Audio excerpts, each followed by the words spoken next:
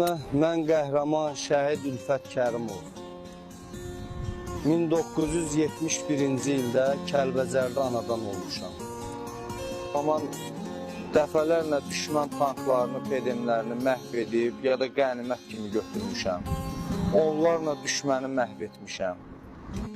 Kəlbəcər işğal olunsa bilin ki, mən şəhid olmuşam deyirdim. Nə gözəl ki, elə dediyim kimi, doğulduğum torpaqlarda da şəhid oldum. Azərbaycanın qeyrətli oğulları sağ olsunlar ki, bizlərin qisasını aldı. Artıq bizim ruhlarımız azaddır. Artıq anam da yanımdadır. Biz bir yerdəyik. Bizdən də narahat olmayın.